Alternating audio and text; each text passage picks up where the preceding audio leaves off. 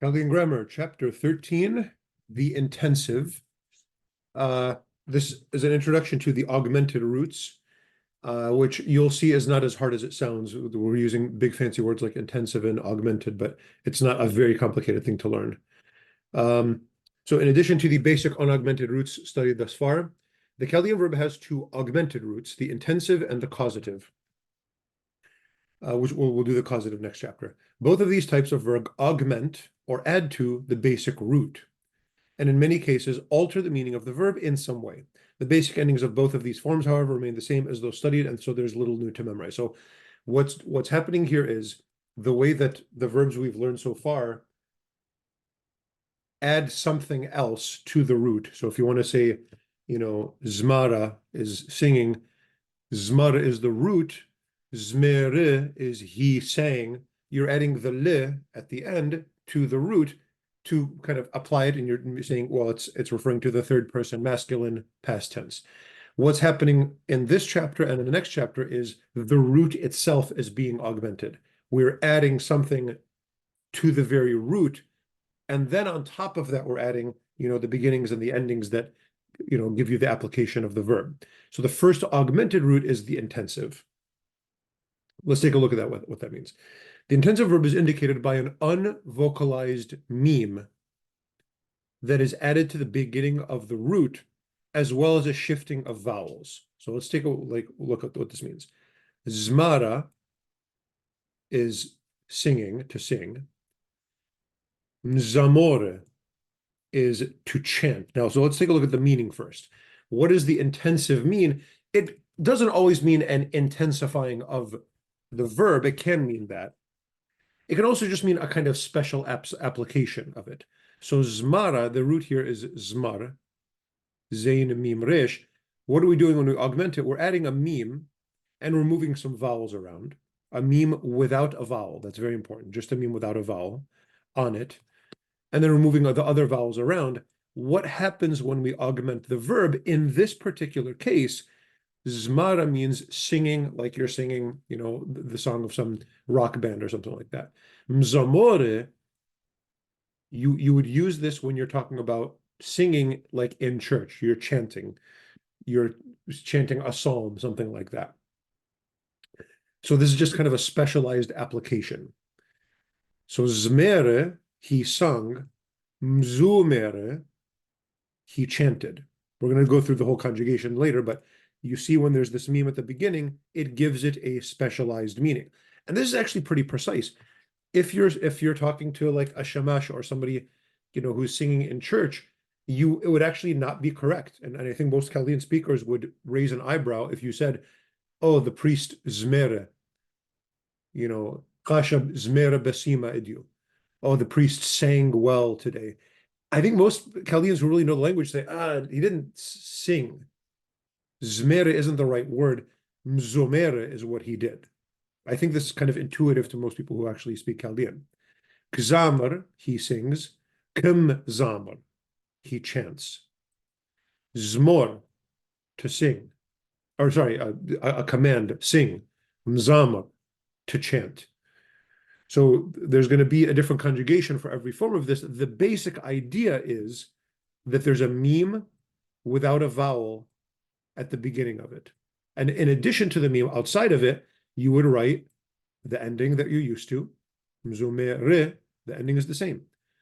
Kim zamar, the kap is still a present tense indicator. That meme is the intensive.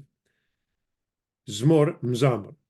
So this is the indicator, and what it means is some kind of either intensification or specialized meaning, specific meaning of the same verb. So as implied by the name, the intensive can indicate a more intense or specialized meaning than the basic form of the verb, including a causative meaning, which will be discussed next chapter. We'll talk about the causative later and what that means. That's a very specific thing. However, the majority of verbs that are found with this form do not have unaugmented usage. This is important. That is, most of the verbs that are, quote, intensive in form are only used in this form. This is very particular to the Chaldean dialect of Aramaic. So I'm giving you this intensive form. And in some cases, there'll be a normal version, zmara, and there'll be a intensive version, mzamor.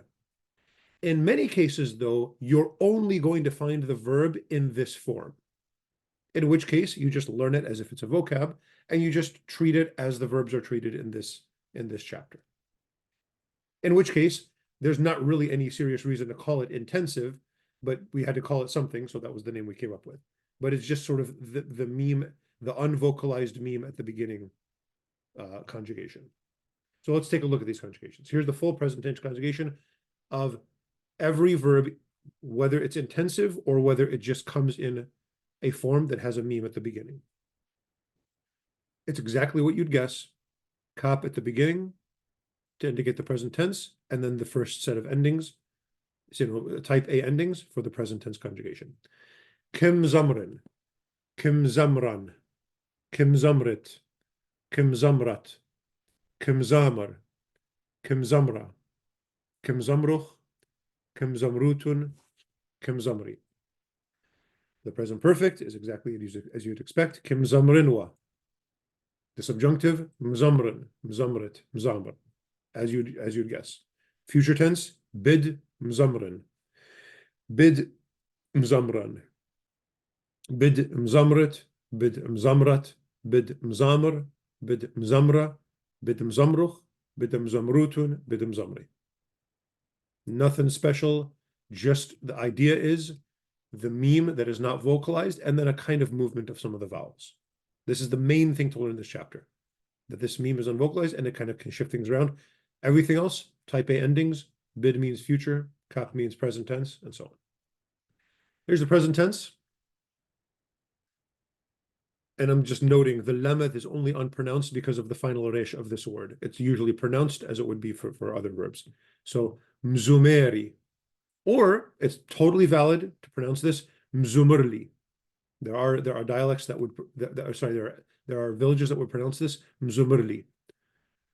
So mzumurli or mzumeri, I chanted. Mzumeruch, mzumerach, mzumer, mzumera, mzumeran, mzumerochun, mzumere. And then the past perfect, here the lemeth comes back, mzumurwali, mzumurwaluch, and so on. Nothing surprising, type B endings, just this meme is the new thing. And this the vowels that shift, this is the vowel in the case of the past tense, this U sound between the first and second radical. The imperative, mzamr, and in plural, mzamru. You should probably be able to guess the plural imperative from this point. It's really indicated by this at the end, mzamru. And then the infinitive, mzamor. The third week is the only type of weak verb that has any serious changes in the intensive conjugation. So sometimes intensive verbs will have a weak letter, and it's generally the only one that's going to affect anything is third week. That means the third radical is an alap or a yod or a waw, usually an alap or yod. So it's the only one where anything is going to change. And here's the root here is sade lamad alap or yod, which is to pray sali saloye. In this particular example, most of the time, almost all the time, this is the only form you'll find of the verb. You will only find this in the quote-unquote intensive. So there's almost always going to be a meme in this verb. So here's where it's adjusted because there's a third week, third alap. Here's the present tense. Kim salin. Kim salyan. So here's the weakness of it. There's no yod or alap here. It returns in the feminine. Kim salin. Kim salyan. Kim salit. Kim salyat. Kim sale. Kim salya. Kim saluch. Kim salutun. Kim sale. Get rid of the kap. You have the subjunctive. Msalin. Msalyan. Msalit. Msalyat. Msale. Msalya. Msaluch. Msalutun. Msale. Actually, I think this should be msalotun. This should be, the dot should be on the top here. That's my mistake there, another typo. Add that to the list of the many typos in this book. My apologies. The present perfect, kimsalin wa. The subjunctive, msalin. As you'd guess, bid msalen is the future tense. Nothing surprising here. Past tense, msoleli, I prayed.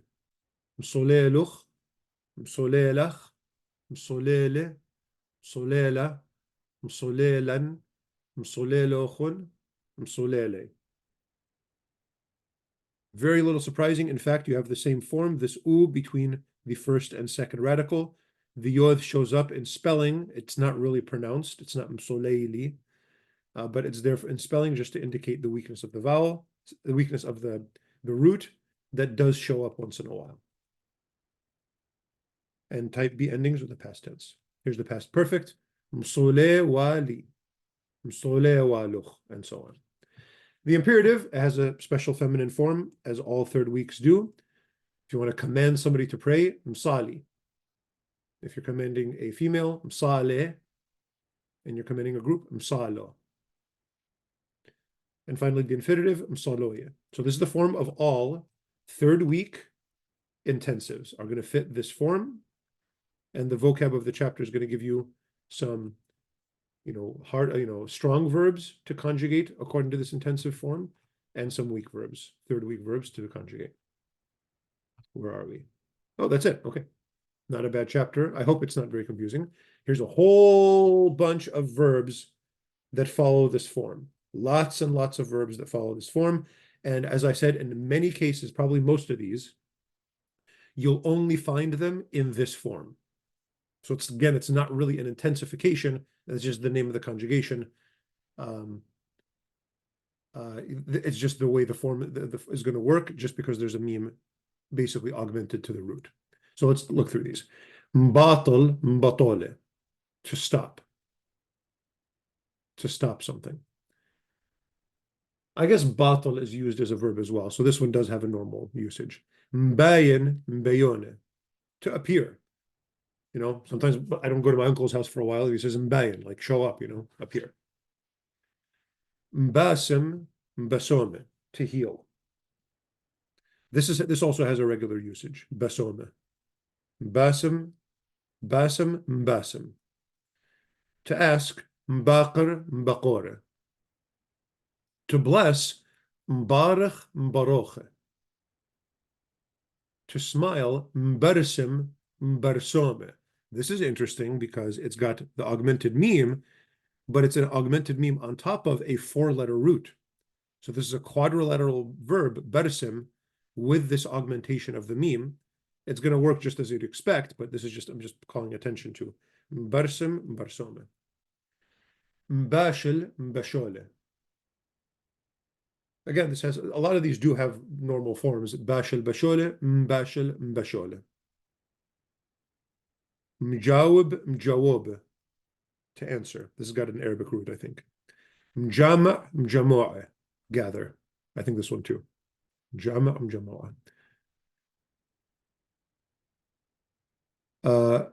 Mjunger, mjungo, mjunger, mjungore. Mjunger, mjungore is to rust. Mjunger, mjungore. So for a piece of metal to rust.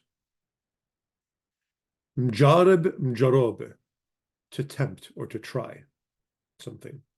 Mgabe, mgaboye, to choose or to elect or select. Mgargish, mgargoshe. This is a really nice word. Mgargish, mgargoshe. Mdaber, mdabore, to govern or to lead. Mdaber, mdabore. Mdagel, mdagole, to lie.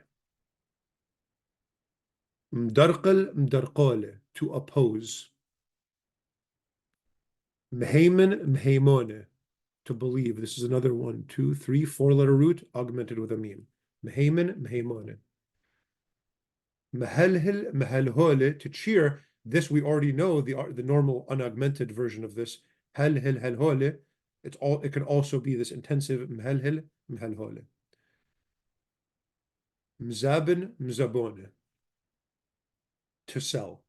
Mkhallil, mkhallole, to wash.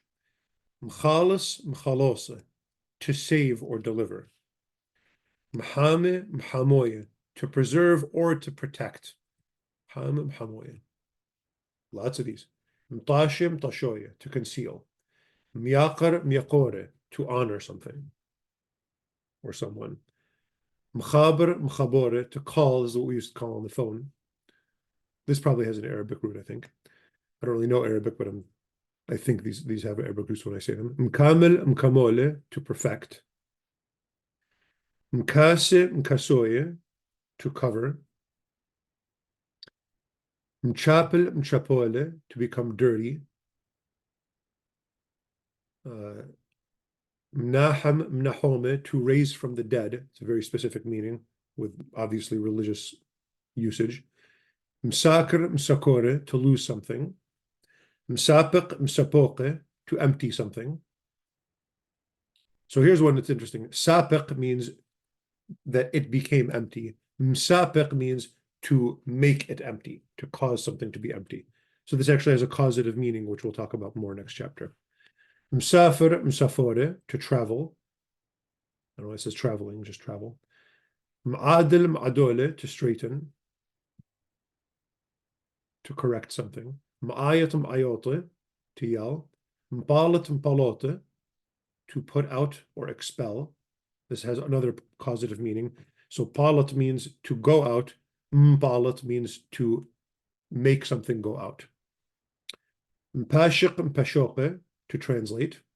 This is similar in use, at least it overlaps with the verb we learned last class, mtarjim, mpashik, mpashoke. There's overlap. They're not exact. They don't exactly mean the same thing. But this can also mean explain.